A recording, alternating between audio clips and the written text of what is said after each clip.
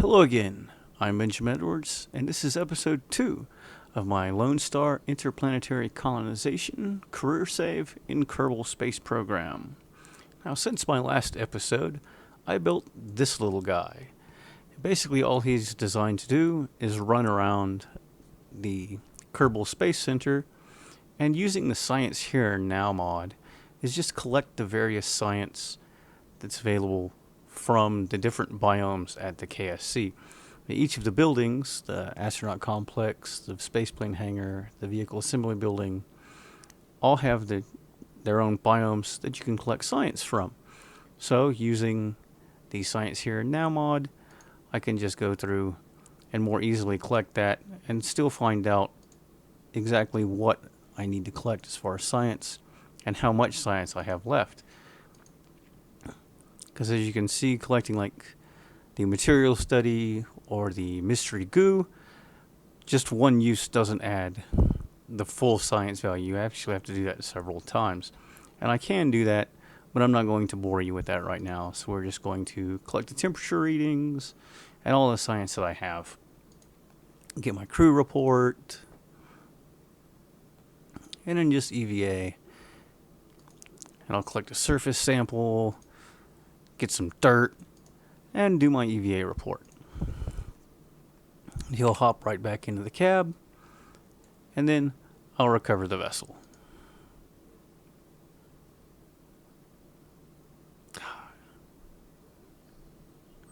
And as you can see, I've gotten 59 science just from that.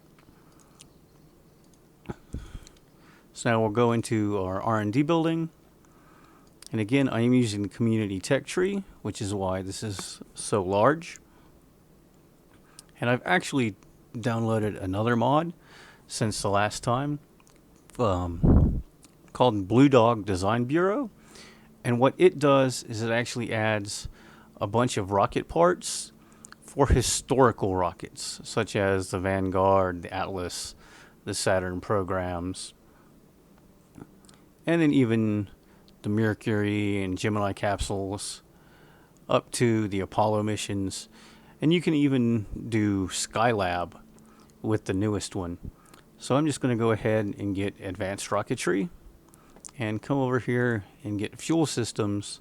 So that'll give me bigger rockets and bigger fuel tanks, so I can use that to go up and actually start launching real orbital missions and getting stuff into space. And unfortunately, I don't have enough science to unlock a third node. So the first thing we're going to do, after showing you that cool little rover, is go into mission control, and we're going to look at what contracts are available. And right now I'm just going to take the two easiest, which is test the stack decoupler while landed at Kerbin. And I'm going to take the launch stability enhancer while landed at Kerbin. So we're going to leave there, and we're going to go into the VAB. So I've built this little rocket, and it's just to test the launch stability enhancer and the stack decoupler here. So, but we're going to go ahead and we're going to right click on the solid rocket booster, and we're actually going to take most of its fuel out and then set its thrust to basically nothing. Now what should happen there is that when I launch it, it's going to just fall right onto the ground. And actually, I am going to take this and I'm going to use the move tool. Actually, that's not what I wanted to do. Put that back on. So I'm going to click on the Hermes pod, and I'm actually going to move it so it's pretty much right off the ground. And now we're going to go to Launchpad. So we're out on the Launchpad.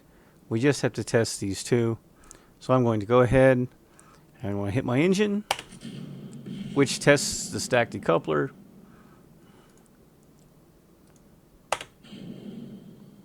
And in there. Both the stability enhancer and the decoupler have been tested, so the mission is a success. Now, since we've just finished that contract, we can actually go into the mission control and we can look at what else we have as far as contracts. And we have a lot of focused observational surveys, but I don't know if I'm really ready to do those because they all involve either low altitude rocket flights or building a plane. And I just don't know if we have the plane parts.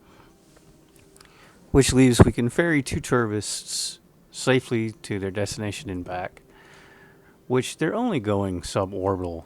So I just have to get them to above 70 kilometers. So I'm going to go ahead and test that. The other 2, or 3 rather, is we can haul the Mark 55, the Thud engine, into flight. But we don't really need that, even if we are going up to 53 to 56 kilometers. We're not planning to orbit Kerbin, so we don't need to test the swivel engine there. Now we do need to haul a small landing gear on a suborbital trajectory, so I guess we can go ahead and we can try that. We can knock out 2 birds with 1 stone, so to speak.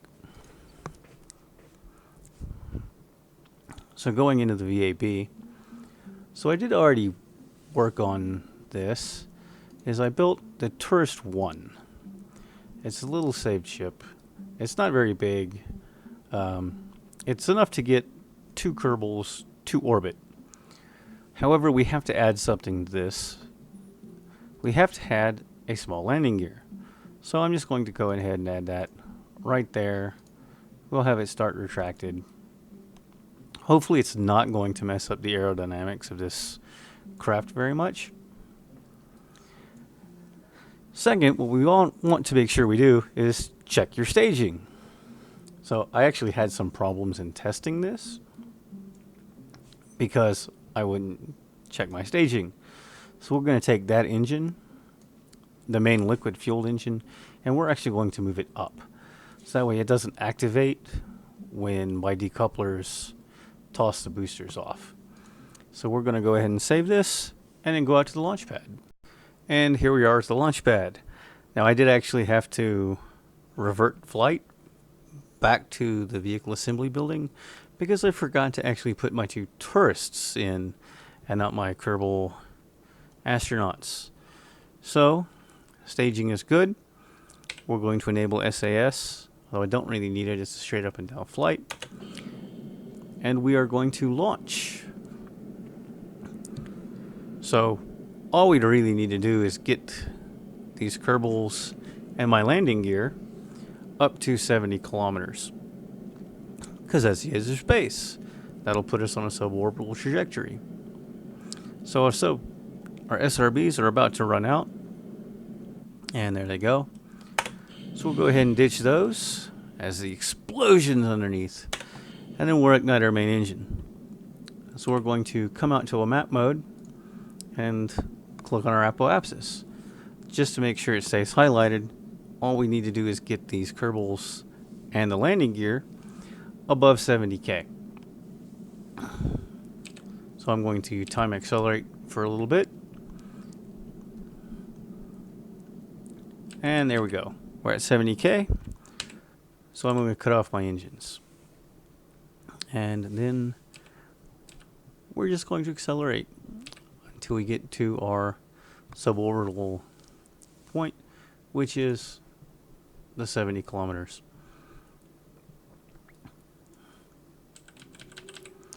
So we're at 70 kilometers. Our tourists have reached their destination, and we're going to run our test on our landing gear. So now I'm just going to go ahead. I'm going to decouple the main section, and we'll go ahead and time accelerate. So I don't know why you would want to take a landing gear to space. I can't see how useful that would be. Maybe when if you're landing on another celestial body, perhaps, but why would you take it suborbital? It doesn't make any sense. But I was told to do so. Now I put 2 of the large parachutes on here, and that's mainly because I'm hauling tourists. I want to make them as safe as possible, so they actually come back down, they land on the ground, and I complete the contract. I don't want to see them plunge into the ground and me fail. So we're passing 5,000 meters. These two tourists are almost home. So we're at 3,000.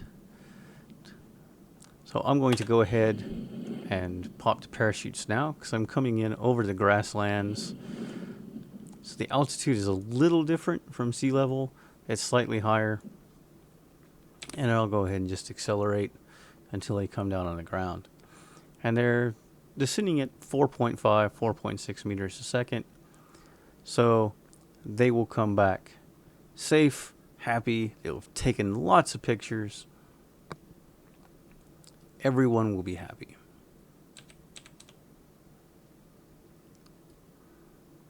And I'm time accelerating because I just realized 4.6 meters a second from 1,000 feet. Correction, 1,000 meters is probably taking a little longer than I thought it would.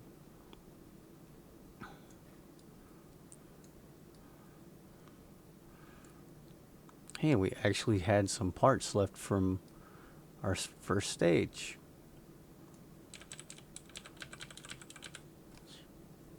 Looks like everything but the engine survived. And we have touchdown. Errori and Jinbliss Kerman have returned safely from their suborbital flight. So we'll just recover the vessel.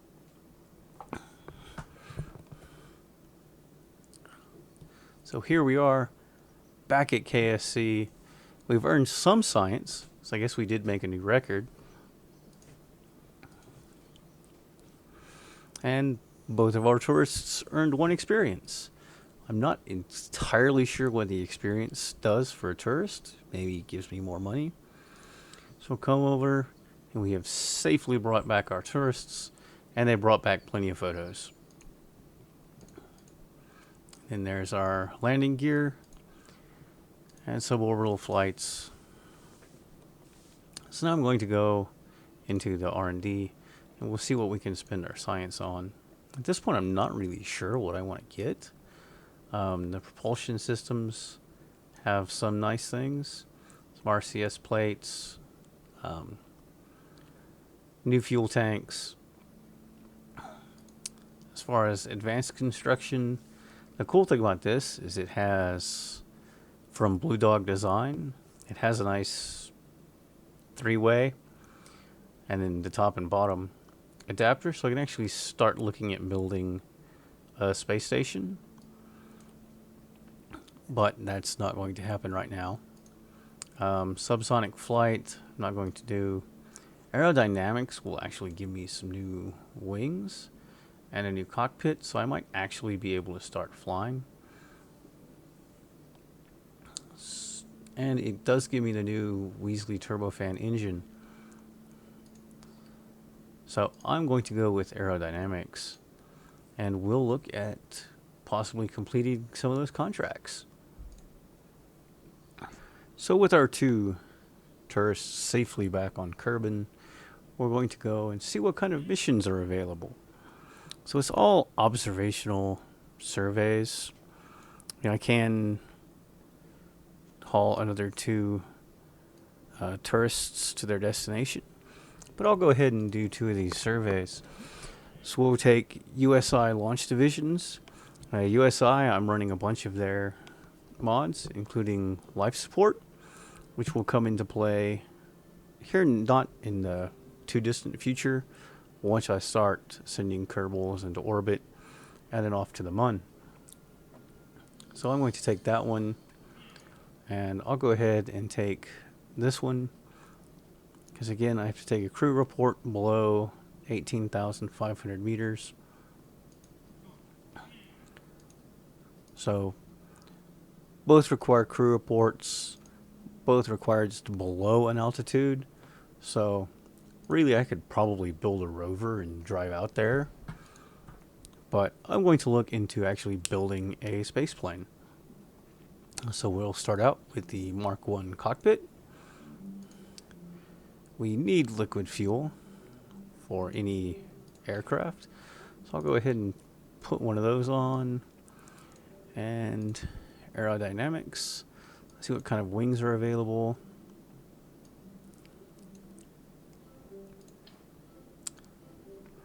Go to mirror symmetry. So I'll put 2 of those on. We will put a radial air intake. And we will test, if I can find it, our newest engine, the Wesley turbofan. Go back. Let's make those wings a little bigger. Put some control surfaces on them.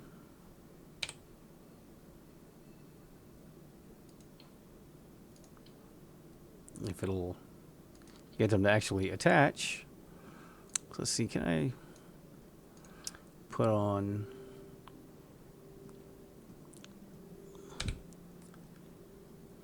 Well, this is not wanting to work for me here today, is it? So let's take our air intake off first, and then we'll put our tailplane on. We'll use the move to bring that back some. And then I'll put our radial intake back on for the engine. So we should probably have some landing gear. So put one of those on. I'll put 2 of these on. If I can get it right. Probably should rotate those a little bit more so it's straight. And go back.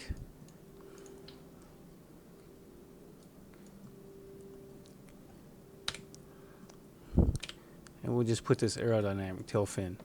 Now it is an aircraft, so we want to check our center of mass, center of lift. They are both correct. And we don't need any other science materials for this flight, because all we're doing is an atmospheric test. So we'll just do Survey 1. And I'll see y'all out at the runway. Let's see if we can get this thing to fly.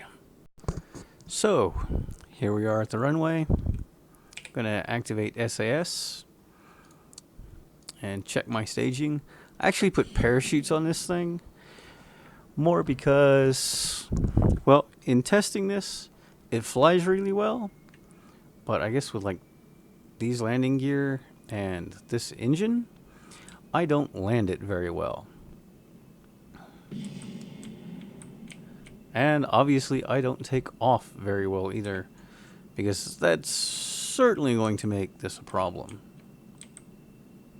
So I'm going to go into map view, and I'm going to find my first destination. And that's where we're going to go to. So this plane is actually pretty stable, even with its fairly small wings. But just because of the size of this aircraft, it's not necessarily... It's probably a more powerful engine than I needed. I probably could have been just fine having put only one or maybe even just a pair of the smaller Juno engines.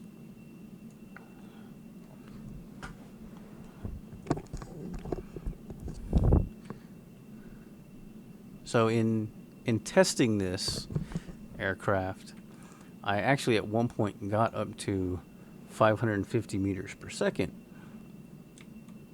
And if I level off, I mean, you can already see that just having leveled off that little bit, my airspeed is increasing fairly rapidly. I mean, I'm over 400 meters per second right now, and still climbing. So I've entered Kerbonaut's resignation. So I'm going to get my crew report, and I'm going to send it back. So now we're going to select my next destination, and we're just going to head off to Kiram's Secret, which is out over the shores. Come just a little bit farther off. We'll bring some yaw. And now we'll just level off. Now, I did pack the 2 parachutes. Again, I'm just really bad at landing planes. It's probably also the landing gear. This plane might be a little bit too heavy for those gear. The landing gear have been breaking pretty much right as I've been touching the ground. So we'll get my crew report. So I think once I unlock the larger landing gear, I'll be able to land probably better. Just because these are fairly flimsy landing gear. As you saw, that one gear broke off, and I was actually still on the runway. This runway is actually the level 1. It's actually pretty bad for launching or landing planes from, just because of how rough, how bumpy it is. So we're going to go ahead, we'll cut our throttle some, turn in a little bit more towards the Kerbal Space Center, and then as you see, even using like the physics time warp, there's not really any wobble or shake until I try to do any kind of maneuver while at ×4 acceleration. So I've got the nose up a little bit, so we'll go ahead and we'll accelerate again, at least until I'm closer to the KSC. And so I'm pretty much here. So I'm going to go ahead, I'm going to come out of physics time warp. I'm going to kill my engine, and then we're just going to try to cut as much thrust, forward momentum, as we possibly can as I come over the center, and then I'm going to end up deploying my chute. Especially because this aircraft is not going to land safely on its own after that takeoff. I've seen the landing gear break on landing many times, but that's definitely the first time that I've ever seen the landing gear break on takeoff out of all the things that I've seen break. So we're pretty much almost over. I'm going to go ahead and look down, and I'm just making turns just to kill as much. And we're starting to pick up speed again. So I'm going to go ahead and pop those parachutes now. I would have liked to have gone farther, but considering that I was starting to nosedive into the ground with no forward thrust, I figured it'd probably just be safer to do it this way.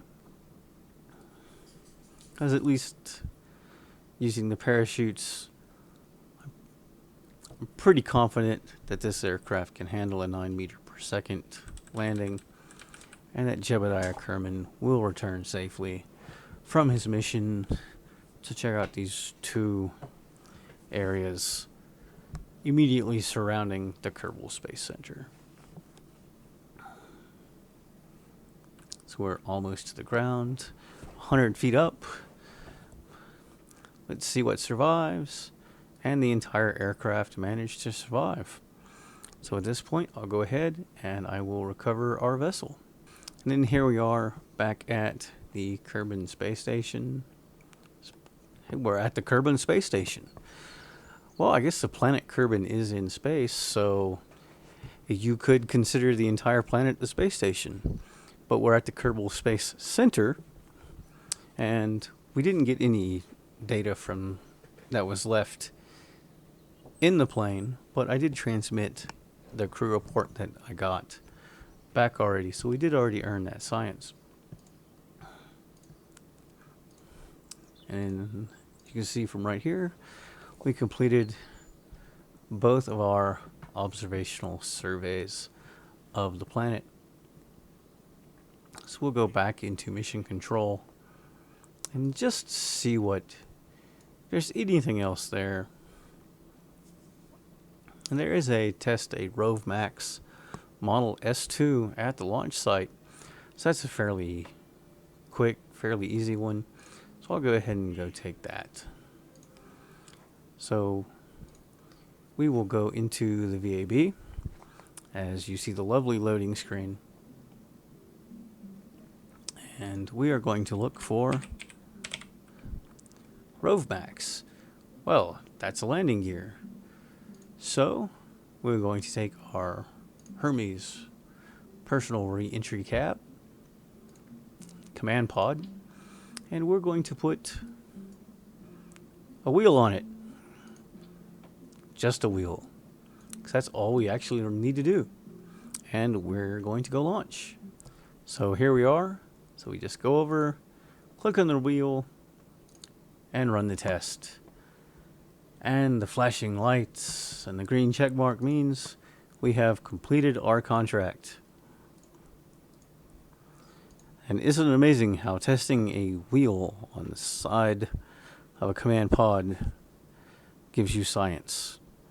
So we're going to accept that, and then we're going to recover the vessel. And with that, I'm going to end this episode.